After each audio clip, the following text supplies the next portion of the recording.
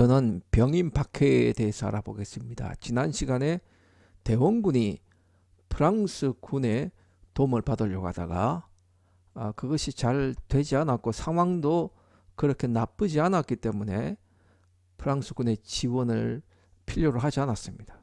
근데 그렇게 프랑스 신부와 이렇게 협상을 하다가 보니까 궁 안에서 나쁜 소문이 돌았죠. 천주학쟁이들이 출입을 한다.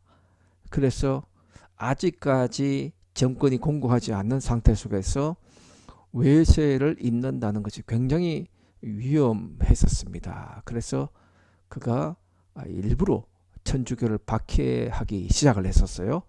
기간도 길고 희생도 컸다고 합니다. 다른 박해는 앞에서 보면 1년, 2년 정도였지만 이것은 1866년부터 시작해가 7년간 계속되었습니다. 어느 정도 순교를 했느냐? 8,000명 정도가 죽임을 당했습니다. 이 정도 처형을 당했다는 것은 굉장히 천주교가 많이 전국에 확산되었다는 것을 보여주는 하나의 사실입니다. 이 박해 중에 박해에 기름을 부었던 것은 여러 차례에 걸친 이 서방 이양성들, 외국 배들 이양선이라고 불렀었습니다. 외국 배들이 쳐들어왔죠. 제너럴 셔먼호, 또 프랑스 군의 병인 양료, 프랑스와 조선이 벌인 전쟁이었죠. 오페르트 상인이 끌고 온 도굴단들, 거기에다가 방점을 찍는 것은 1871년 미국과 조선이 전쟁을 벌이는 신미 양료에 있었습니다. 그래서 이 기간에 천주교 박해는 종교적인 탄압이기도 했지만 서양 제국의 영토 침략에 대한 저항의 성격도 띄었다고 합니다.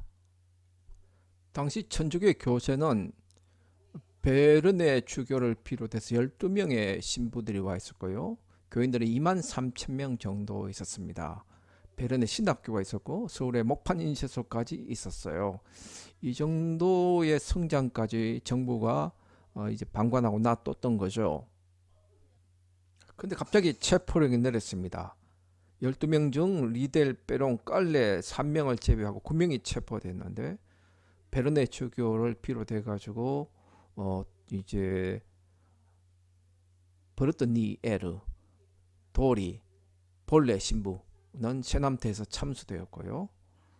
그 다음에 부주교였던 다블레 주교가 승계했는데 바로 또 체포돼 가지고 위엔과 오메트르 신부와 함께 갈메못까지 가서 처형됐습니다. 갈메못은 광화문에서 175km인데요. 차로 가도 2시간 반 정도 이렇게 걸리는 아주 먼 길이었죠. 왜 이 사람들을 그곳까지 끌고 갔을까 하면 두 가지 이유가 있습니다. 그 당시 김대근 신부의 처형 이유가 되기도 했는데요. 프랑스 신부들을 처형한 것 때문에, 그런데 기에 박해 때에 1839년이죠. 앵베르 모방 샤스당 3명이 처형을 당했는데 그때 프랑스가 가만히 있지 않았죠. 배를 끌고 바로 이 바닷가, 그러니까 갈메못 바로 앞에까지 세 척의 군함이 등장을 했었습니다. 여기까지 끌고 갔던 거예요. 당시 갈메못은 5천 항구인데요. 그때 우리나라 조선배가 100여 척이 정박하고 있었고 수군도 3,000명 있었다고 합니다. 이 수군 주둔지에 가서 3명을 처형했던 겁니다. 또 하나의 이유는 뭐냐면 가장 천주교 신자들이 많은 곳이 충청도였거든요. 그렇게 해서 이렇게 서울에서부터 이렇게 경기도를 내려와가 충청도까지 가면서 이렇게 쇼를 보여줬던 거죠. 천주교를 믿으면 어떻게 되느냐, 이렇게 처형당한다는 것을 보여준 것입니다. 세 번째 이유는 그 당시 고종이 미혼이 있는데 드디어 혼인을 했습니다. 혼인 한 달 남았는데 무당을 불러가 점을 쳐보니까 이게 혼인을 앞두고 한양에서 피 흘리면 안 된다는 거예요. 사형을 시키려면 서울에서 멀리 250리 밖에 나가서 청을 집행하라고 무당 예언을 했어요. 그래서 이렇게 먼 곳에 가서 이 3명의 신부를 처형했던 겁니다. 남아있던 3명의 신부 중에 1명, 리들이 중국으로 피신했습니다. 그리고 조선의 박해를 알렸고 프랑스 3대 사령관 로즈가 드디어 조선 원정에 파견됐습니다. 그런데 베트남에 반란이 일어나가지고 3개월 동안 연기가 됐어요. 그 중간에 제너럴 셔먼 미국 상선이 평양에 들어왔다가 불타서 소각됐죠. 이것은 다음에 이제 합니다. 로즈 제독이 7척의 군함을 이끌고 강화도에 도착해서 강화도를 점령했습니다. 그리고 한 달간 공방전이 계속됐는데 이것을 병인 양요라고 부릅니다. 이 사건을 조금 더 자세히 보면요, 프랑스는 대리공사 벨로네를 보내가지고 이 프랑스 군이 조선에 쳐들어가서 조선의 장래를 끝장을 내겠다, 조선 왕위를 결정해버리겠다, 왕을 폐위한다는 이야기를 했습니다. 협박이죠. 청나라는 뭐라고 말하느냐, 조선은 비록 청의 속국이지만 내정과 외교는 자치였다. 일어난 이 프랑스 신부들 처형 사건은 우리와 무관하다. 그렇게 발을 뺐습니다. 그래서 직접 프랑스군이 쳐들어오게 되었죠. 처음 왔을 때는 1866년 9월 중순에 왔는데요, 군함 3척이 왔어요. 그리고 뭐라고 했느냐, 선교사들이 죄 없이 죽었는데 죽은 선교사 9명에 가름하여 조선인 9,000명을 죽이겠다고 협박을 했었습니다. 그리고 한강 거슬러 올라와서 양화진까지 진출을 했거든요.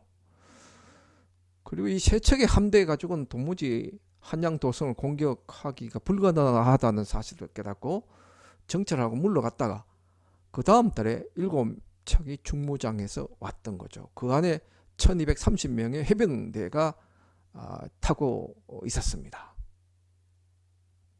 이 지도를 보면 신미양요 미군과 그 다음에 프랑스군이 어떻게 거슬러 올라왔는지가 나와 있습니다. 그리고 격전지들이 이렇게 표시되어 있습니다. 처음엔 온지 5일 만에 광화성을 점령해 버렸어요.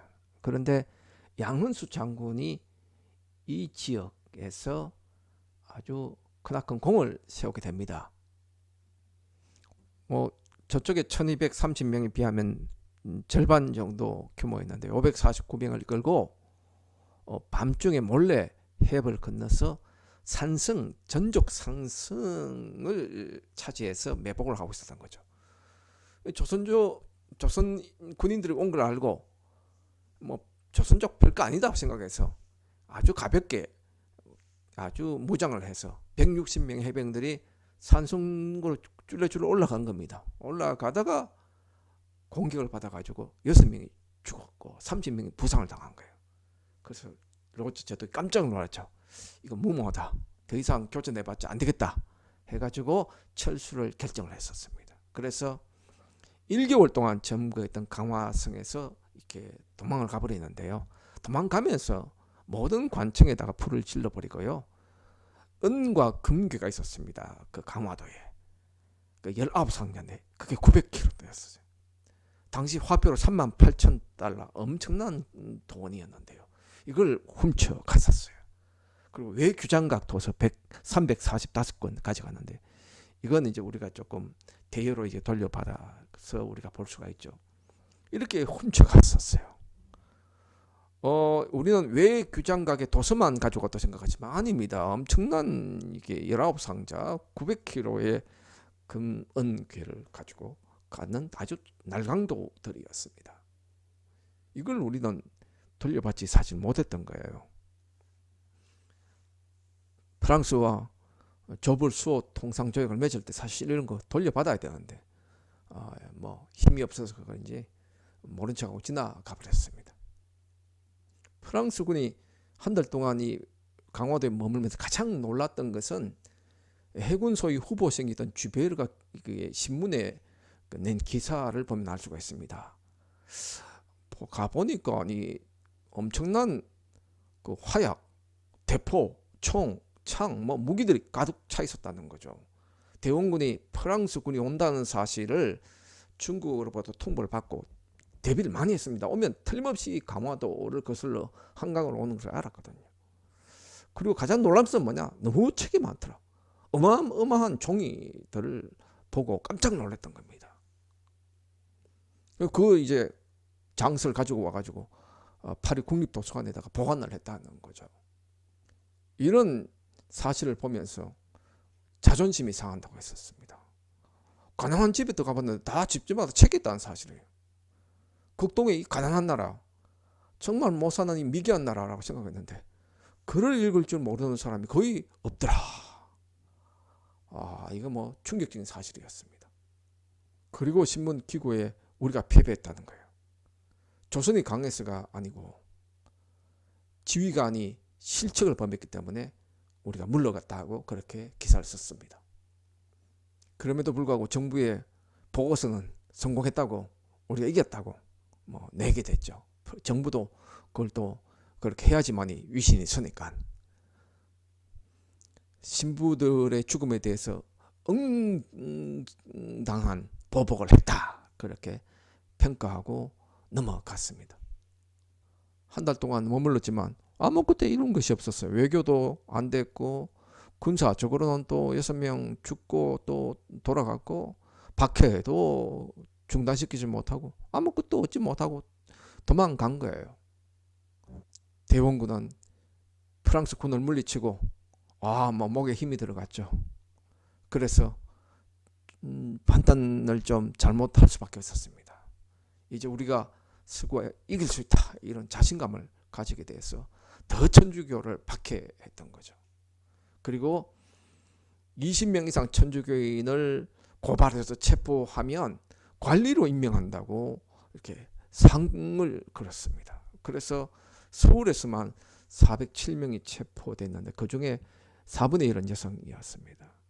그렇게 해서 또 처형하고 전국적으로 천주교도들을 더 색출해서 더 죽이는데 어린아이들까지 잡아서 죽였습니다. 그리고 관리들에게 명령을 내리기를 먼저 처형을 해버리라. 그냥 뭐 재판도 필요 없고 처형하고 난 다음에 죽였다고 보고만 해라. 그렇게 명령을 내렸습니다.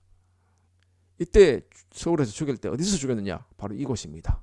그 당시에는 잠두봉이라고 하는데요. 나중엔 절두산, 별명이 절두산입니다. 왜? 여기서 목을 잘랐기 때문에. 여기서 참수형을 하고 몽둥이를 쳐 죽이고 그렇게 했었습니다. 얼굴에 한지를 붙여가 이렇게 물을 뿌려가 숨이 막혀 죽게 하는 백지사도 또 했다고 합니다. 왜 여기서 죽였느냐? 서소문에서 처음에 뭐 서울에서 처형했는데 왜 성문 밖에서 안 죽여 여기까지 끌고 왔느냐? 프랑스 군대가 여기까지 배를 몰고 왔었습니다. 그래서 이 프랑스 군인들이 더럽힌 이 한강나루를 천주교인들의 피를 흘려가지고 정화하겠다고 그렇게 해서 여기서 처형을 하고 시체를 던졌던 겁니다. 8,000명 처형할 때 순교자들의 신앙은 대단했습니다. 그만큼 교육을 잘 시킨 거죠. 얼굴색 하나 안 변하고 아주 장렬하게 용감하게 죽었습니다. 죽는 걸 결코 두려워하지 않았대요. 그만큼 순교 신앙을 탄탄하게 심어줬던 거죠. 190년대에 터툴리안이 순교자들의 피는 교회의 씨앗이라고 했습니다. 목을 아무리 잘라도 계속해서 믿는 자리 넣는다는 겁니다. 씨앗이 심어져가 그들이 죽으면 30배, 60배, 100배의 결실을 거두니까 이런 걸 가르쳤어요. 순교자들의 씨는 복음의 터전이 된다. 복음에 대한 믿음은 다시 순교자를 탄생시킨다. 이렇게 순교 사기를 쓰고 있습니다. 프랑스 군대가 물러가고 난 다음에 대원군을 더 격노시킨 사건은 바로 그 아버지 남영군 묘소를 독일계의 상인이었던 오페르트가 도구를 시도한 겁니다. 이걸 덕산 굴총 사건이라고 하는데요. 그는 1866년에 아산만에까지 배를 타고 와가지고 통상을 요구하고 거절당해서 돌아갔었습니다.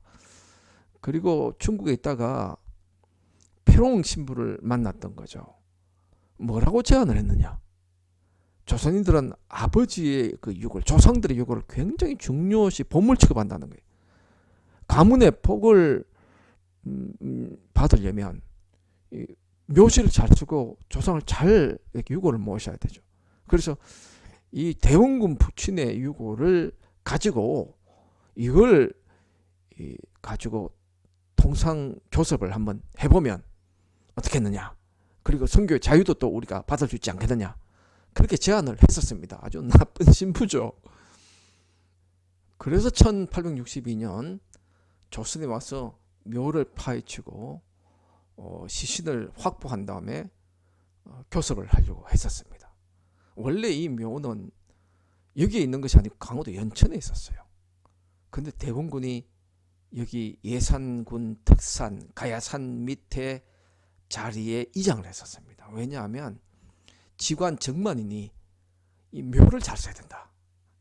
한 명당이 있는데 그 자리에 묻으면 2대에 걸쳐 왕이 배출된다. 그것도 딱 2대입니다. 그런데 대원군이 여기에다가 절을 사가지고 절터를 밀어버리고 여기에다가 아버지 묘소를 만든 거죠. 이게 여러분 그 사람들이 많이 봤던 그 명당이라는 그 영화의 배경이 됐던 사건입니다.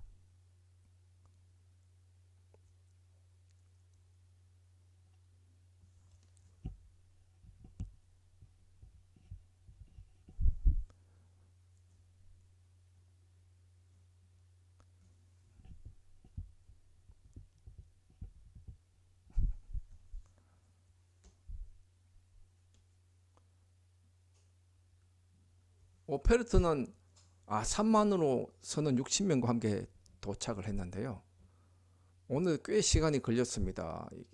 한국에서 오다가 보니까 저녁에 도착을 해가지고 5시간 묘를 파헤쳤어요. 그런데 파다가 더 내려가지는 못했습니다. 이게 생석회에 큰 덮개를 발견한 거예요. 그건 거의 콘크리트와 같습니다. 그래서 무덤을 조선인들은 도굴 하지 못하도록 뭐 아주 고관 대작들이나 왕실에서는 아주 큰 석관 덮개를 이렇게 이제 해놓고 그 다음에 이제 봉분을 올리죠. 이거 깰려면 한 5시간 더 필요한 거예요. 그러면 조수 간만 때문에 이렇게 배에 가지를 못하는 거예요. 할 수 없이 포기하고 돌아갔었습니다. 그리고 대원군에게 통상을 요구하는 서신만 이렇게 전달했죠. 대원군은 뭐 완전히 경악을 했죠. 대원군은 또 천주교인들에게 복수를 했던 사건이 바로 이 남영군 묘소 도굴 사건이었습니다. 오페르트는 인류학자예요. 그래서 이런 책들을 조선에서 돌아가서 서구에 소개를 했었습니다. 그림도 이렇게 그렸고요. 대원군은 여기에 천주교 신부와 교인들이 가이드까지 해줬으니까 박해는 더 극심해졌다. 이 사건이 있고 난 다음에 3년 뒤에 다시 한번 외국 군대가 쳐들어왔습니다. 그게 바로 신미양요인데요.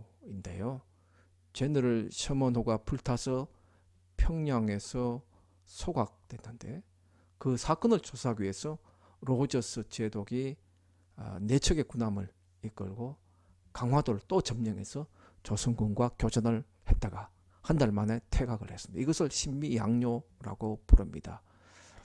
자, 이런 일들이 벌어지면서 조선인들에 대한 박해, 천주교인들에 대한 박해는 점점 더 강해졌죠. 그러나 이 대원군과 민시 세력 간의 권력 다툼이 벌어져 가지고 1873년에 은퇴하면서